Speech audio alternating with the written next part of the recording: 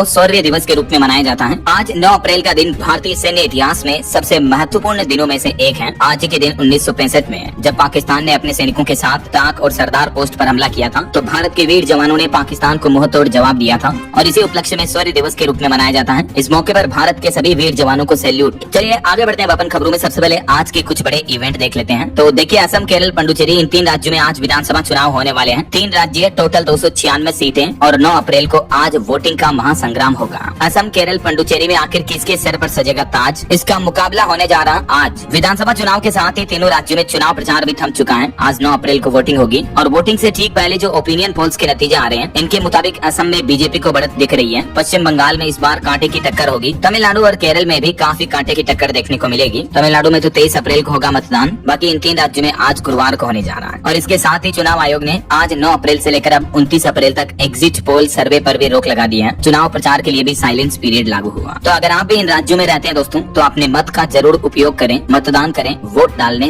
जरूर जाएं। चलिए अगला अपडेट देखिए। आज कुछ राज्यों में बैंक हॉलिडे भी रहने वाली है। एक तो केरल में बैंक बंद रहेंगे विधानसभा चुनाव के चलते, और वहीं बिहार की राजनीति से खबर आ रही है। मुख्यमंत्री नीतीश कुमार आज दिल्ली रवाना होंगे और कल 10 अप्रैल को राज्यसभा में शपथ लेंगे। बिहार में सत्ता परिवर्तन के संकेत दिखने लगे हैं और इसका काउंटडाउन भी शुरू हो चुका है। बीजेपी ने बुलाई मीटिंग, 2 दिग्गज नेताओं पर रहेगी नजर। आखिर बिहार में नई सरकार, नया मुख्यमंत्री कौन होगा, ये तो वक्त ही बताएगा। फिलहाल देखिए अगली खबर। मध्य प्रदेश में भी आज 9 अप्रैल से ही गेहूं की खरीदी शुरू होने जा रही है। किसानों के लिए उपार्जन केंद्रों पर बेहतर व्यवस्था की जाएगी। गेहूं के साथ ही चना और मसूर, इन फसलों को भी खरीदेगी एमएसपी पर सरकार। मध्य प्रदेश के मुख्यमंत्री डॉक्टर मोहन यादव की कैबिनेट बैठक हुई और इसमें कुछ महत्वपूर्ण फैसले लिए गए। अब मध्य प्रदेश में देखिए, एससी के छात्रों को भी छात्र गृह योजना के तहत मिलेंगे 10-10 हजार रूपए स्कॉलरशिप के रूप में। और भी एमपी कैबिनेट के कुछ फैसलों की डिटेल्स आप देख सकते हैं। पीएम श्री विद्यालय योजना के लिए 940 करोड़ रुपए खर्च किए जाएंगे। एमपी उज्जैन में भूमि अधिग्रहण के लिए 590 करोड़ का बजट रखा गया है। बाकी छात्र गृह योजना में हर महीने 10-10 हजार रूपए दिए जाएंगे। किन किन स्टूडेंट्स को इसका लाभ मिलेगा, जिसकी डिटेल्स भी आप चेक कर सकते हैं। और हिमाचल प्रदेश के सीबीएसई स्कूलों के लिए टीचर टेस्ट मामले में भी आज 9 अप्रैल को बहस होगी। वहीं मौसम विभाग की भी चेतावनी आ रही है। आज भी यूपी, बिहार समेत 13 राज्यों में आंधी बारिश का अलर्ट है। 80 किलोमीटर प्रति घंटा की रफ्तार से हवाएं भी चलेगी। तो आगे मैं आपको बताऊंगा और भी पूरे मौसम समाचार विस्तार से। फिलहाल आगे बढ़ते हैं खबरों में। कुछ ईरान इजराइल जंग से जुड़े बड़े अपडेट देख लेते हैं। तो देखिए अगली बड़ी खबर। आखिरकार कुछ ही घंटों में टूट गया सीज फायर। ईरान की तेल रिफाइनरी में धमाका हुआ। यूएई पर भी ईरानी मिसाइलें आई। अभी बीते दिन आपको पता होगा 40 दिन बाद अमेरिका और ईरान के बीच जंग थमी थी। 2 सप्ताह के सीज फायर का ऐलान हुआ था और मुझ रूट खोलने की भी घोषणा की गई। खुद अमेरिकी राष्ट्रपति डोनाल्ड ट्रंप ने भी कहा था कि ईरान में अब 2 सप्ताह का सीज फायर रहेगा, तब तक वो हमला नहीं करेंगे। लेकिन आखिर ये कैसा सीज फायर के कुछ ही घंटों बाद दोनों देशों की तरफ से सीज फायर को तोड़ दिया गया वापस। जबकि पहले डोनाल्ड ट्रंप ने कहा था कि ईरान के भीख मांगने पर हमने सीज फायर किया, लेकिन परमाणु बम नहीं बनाने देंगे। किंतु देर रात खबर आई कि ईरान ने भी होर्मुज स्ट्रेट को दोबारा बंद कर दिया। लेबनान पर इजरायली हमला हुआ जिसमें 254 लोगों की मौत हो गई। इजराइल और अमेरिका दोनों ही वापस सीज फायर को तोड़ चुके हैं। और इस सीज फायर के तोड़ने पर डोनाल्ड ट्रंप ने भी कहा कि हमारे सीज फायर में हिजबुल्लाह शामिल नहीं है, यानी हिजबुल्लाह और दूसरे संगठनों पर अमेरिका इजराइल हमला करते रहेंगे। और सीज फायर के बाद देर रात भी हमला हुआ जिसमें 250 से ज्यादा लोगों की मौतें हो गई। हालांकि एक दिन पहले वाली रात को ही अमेरिका ने पूरी मिसाइल तान दी थी, जिद पर अड़ा था ईरान। लेकिन आखिरी मिनट में चीन ने एंट्री करते हुए पूरा गेम बदल दिया और बताया जा रहा है कि इस सीज फायर में भी चाइना का प्रमुख रोल रहा है। खैर, सीज फायर के टूटने का अभी तक ऑफिशियली ऐलान तो नहीं हुआ है। ट्रंप अभी भी यही कह रहे हैं कि अमेरिका और ईरान के बीच 2 सप्ताह का संघर्ष विराम रहेगा और इन जंग पर अब 10 अप्रैल से स्थायी शांति पर भी इस्लामाबाद में चर्चा होगी। हमारे देश भारत ने भी अमेरिका और ईरान के बीच युद्ध विराम का स्वागत किया, स्थायी शांति की उम्मीद भी जताई। डोनाल्ड ट्रंप ने भी कहा कि विश्व शांति के लिए आज का दिन बहुत बड़ा दिन है। ईरान अब पुनर्निर्माण का काम शुरू कर सकता है। हालांकि सीज फायर के बीच दुनिया भर के लिए बड़ी राहत की खबर आई। पहले तो ईरान ने कहा था कि 2 दिन में खोल देगा होर्मुज के रास्ते। कुछ नई शर्तें भी रखी थी ईरान ने। एक तो होर्मुज रूट से गुजरने वाले जहाजों पर अब टैक्स वसूलेगा ईरान, और दूसरा सीज फायर होने के बावजूद भी ईरान का कहना कि होर्मुज से गुजरने के लिए जहाजों को हमारी परमिशन लेनी होगी ऐसा। लेकिन सीज फायर का बाजार में अच्छा पॉजिटिव इम्पैक्ट देखने को मिला। जैसे ही युद्ध का शोर थमा,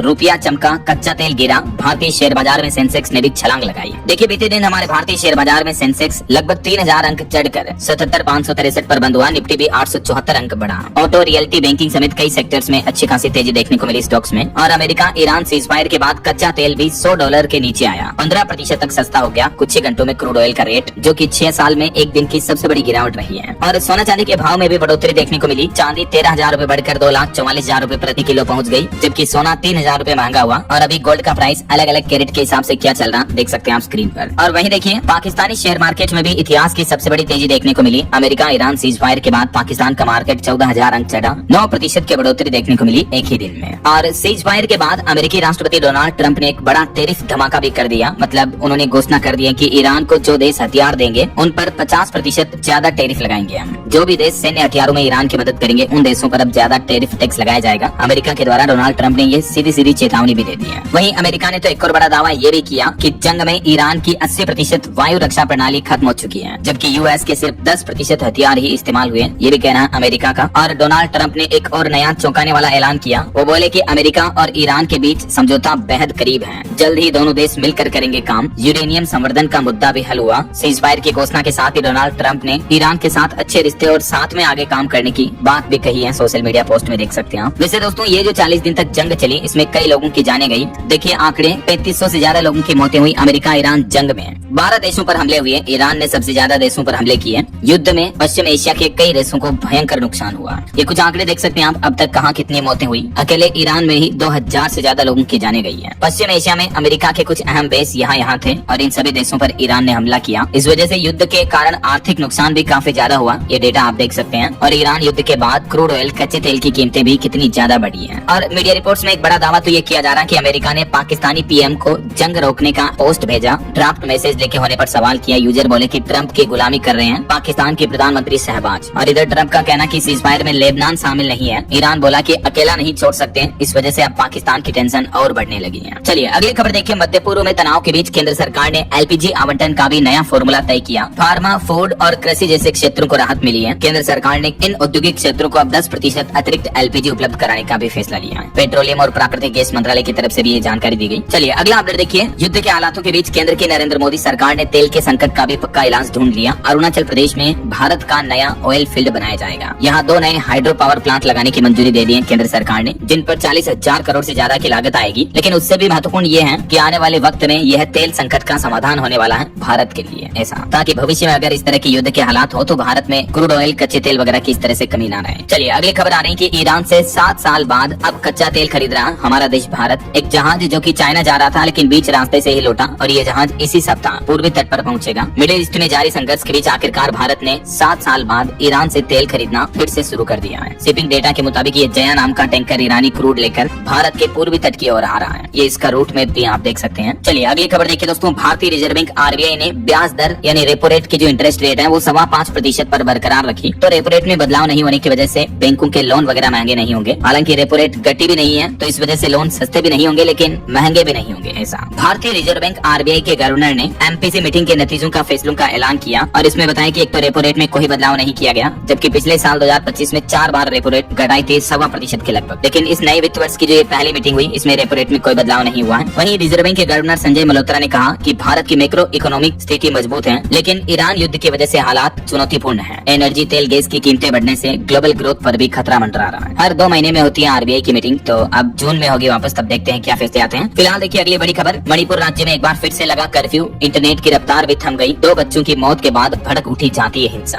दरअसल मणिपुर में बीते दिन 2 बच्चों की हत्या कर दी गई। उसके बाद कई जगहों पर विरोध प्रदर्शन देखने को मिला और 5 जिलों में इंटरनेट बंद कर दिया है मणिपुर में बढ़ते तनाव के बीच। चलिए खबर देखिए। किसानों के लिए खाद सब्सिडी 4,317 करोड़ रुपए बढ़ाई गई और अब 1350 रुपए में ही मिलेगा डीएपी बैग भी। 40,000 करोड़ के 2 हाइड्रो पावर प्रोजेक्ट भी मंजूर किए गए। मैंने आपको बताया था शुरुआत में ही। केंद्र सरकार की कैबिनेट बैठक हुई जिसमें 2.25 लाख करोड़ के प्रोजेक्ट्स और प्रस्तावों को मंजूरी दी गई। इन फैसलों में कृषि, ऊर्जा और शहरी परिवहन शामिल है। पहला फैसला तो ये रहा, खरीफ फसल 2026 के लिए 41,534 करोड़ की खाद सब्सिडी दी है सरकार ने ताकि किसान भाई लोगों को सस्ते में उर्वरक खाद वगैरह मिलता रहे। दूसरा, राजस्थान रिफाइनरी प्रोजेक्ट पर 79,459 करोड़ रुपए खर्च होंगे। तीसरा, राजस्थान में जयपुर मेट्रो फेज 2 में 13,000 करोड़ से बढ़ेगी कनेक्टिविटी। और चौथा, ये हाइड्रो पावर सेक्टर के लिए 40,000 करोड़ के 2 बड़े प्रोजेक्ट्स को मंजूरी मिली है। तो ये केंद्र की कैबिनेट बैठक के कुछ महत्वपूर्ण फैसले रहे। चलिए अगला अपडेट देखिए। इस साल अमरनाथ यात्रा के लिए 15 अप्रैल से ही पंजीकरण यानी रजिस्ट्रेशन शुरू होने जा रहे हैं। देश भर में 4 बैंकों की 554 शाखाओं में होगा registration. Shri Amarnath ji shrine board की तरफ से ये जानकारी दी गई। इन बैंकों में रजिस्ट्रेशन की सुविधा मिलेगी। इस बार अमरनाथ यात्रा में जम्मू, पहलगाम और बालटाल से दिया जाएगा परमिट। चलिए दोस्तों अगला अपडेट देखिए। एक बड़ी अच्छी खबर है, हमारे देश की नई उपलब्धि देखिए। भारत ने न्यूक्लियर रोड मैप में हासिल की बड़ी सफलता। दूसरे चरण में प्रवेश कर लिया है भारत ने इस मामले में। कल कम PFBR ने हासिल की क्रिटिकलिटी। ये भारत के परमाणु रोड मैप के मामले में एक बड़ी सफलता है, यानी जल्द ही भविष्य में परमाणु ऊर्जा का शक्तिमान बनेगा भारत। स्वदेशी फास्ट ब्रीडर रिएक्टर बनाकर तैयार कर लिया हमारे देश भारत ने। और भारत की इस तकनीकी सफलता के बाद आने वाले 400 सालों की बिजली गारंटी पूरी हो पाएगी। ऐसा करने वाला भारत दुनिया का दूसरा देश बन चुका है, क्योंकि ये परमाणु ऊर्जा से बिजली बनाने की काफी जटिल तकनीक है जिसको भारत ने हासिल कर लिया है। अच्छी बात यह है कि इसमें कोई विदेशी मदद नहीं ली, बल्कि पूरी तरह से स्वदेशी इंजीनियरिंग से इसको तैयार किया गया। अब भविष्य में थोरियम के इस्तेमाल का रास्ता खोलेगा भारत। परमाणु विशेषज्ञों का कहना है कि अमेरिका और फ्रांस अभी ये दो ही देश जो कि एक ही डिजाइन को अपनाए हुए हैं परमाणु रिएक्टर के मामले में। जर्मनी और ब्रिटेन की कोशिशें नाकाम रही और भारत दूसरे नंबर पर आ चुका है इस मामले में। ऐसा तो ये वाकई में भारतीय इंजीनियरों की एक बड़ी अच्छी सफलता है। में सबसे पहले कुछ मौसम अपडेट्स पर नजर डाल लेते हैं, उसके बाद आगे बढ़ेंगे दूसरी न्यूज की तरफ। तो देखिए दोस्तों, मौसम विभाग ने कहा कि एक तो इस साल मानसून में 6% कम बारिश का अनुमान है। स्काईमेट वेदर की रिपोर्ट के मुताबिक मध्य प्रदेश, राजस्थान, पंजाब, हरियाणा इन राज्यों में सामान्य से कम बारिश हो सकती है इस साल के मानसूनी सीजन में। लेकिन अभी जो बेमौसम बारिश हो रही है, इस वजह से कई राज्यों में किसान भाई लोग परेशान हो रहे हैं। देखिए, बीते दिन भी उत्तराखंड के 4 धामों में बर्फबारी देखने को मिली। राजस्थान के भी कई जिलों में ओले गिरे। मध्य प्रदेश में तो अभी 3 चक्रवात सिस्टम एक्टिव है और उत्तर प्रदेश में तो पिछले 7 दिन में आंधी, तूफान, बिजली की घटनाओं में 15 लोगों की मौतें हो गई। इतने गंभीर हालात चल रहे हैं। कुछ अलग अलग राज्यों की मौसमी स्थितियां देखिए आप। उत्तर प्रदेश में मेरठ, सहारनपुर में जमकर ओले गिरे, सफेद चादर से बिछ गई, इतनी ओलावृष्टि हुई। प्रयागराज में पीपा पुल भी बह गया। यूपी के 30 शहरों में अभी भी आंधी बारिश की चेतावनी।